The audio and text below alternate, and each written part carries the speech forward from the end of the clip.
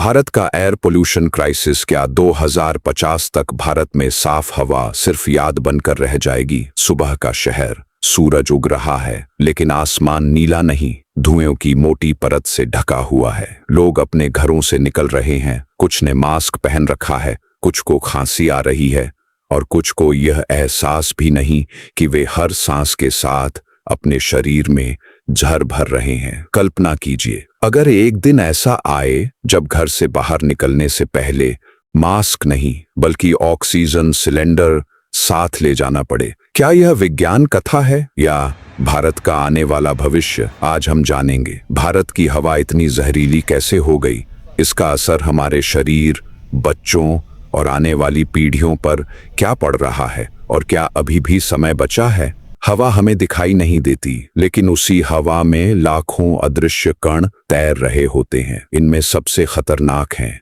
PM 2.5, इतने छोटे कि इंसान के बाल की मोटाई से भी कई गुना छोटे। ये सीधे फेफड़ों में पहुंचते हैं, फिर खून में मिल जाते हैं और धीरे धीरे पूरे शरीर को प्रभावित करते हैं। यानी हम सिर्फ सांस नहीं ले रहे, बल्कि हर दिन प्रदूषण अपने शरीर में जमा कर रहे हैं।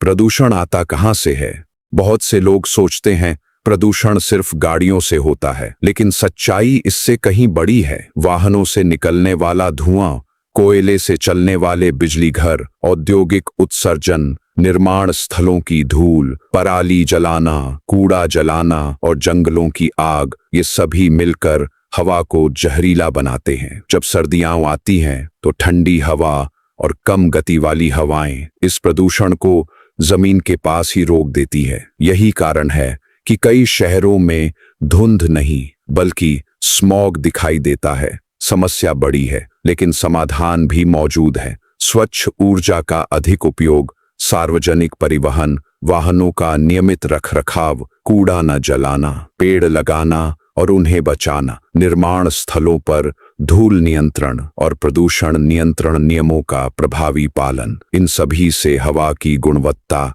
बेहतर हो सकती है। सरकार, उद्योग और आम नागरिक तीनों की भूमिका महत्वपूर्ण है।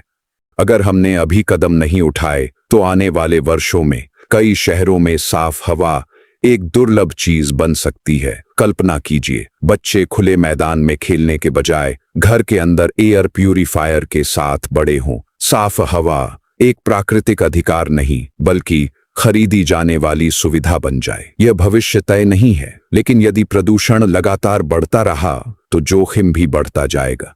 प्रदूषण सिर्फ खांसी का कारण नहीं है, यह अस्थमा, फेफड़ों की बीमारी, दिल की बीमारी, स्ट्रोक और समय से पहले मृत्यु तक का जोखिम बढ़ा सकता है। सबसे अधिक खतरे में हैं बच्चे, बुजुर्ग और पहले से बीमार लोग। बच्चों के फेफड़े पूरी तरह विकसित भी नहीं होते और तब तक वे जहरीली हवा में सांस लेना शुरू कर देते हैं। समाधान क्या है?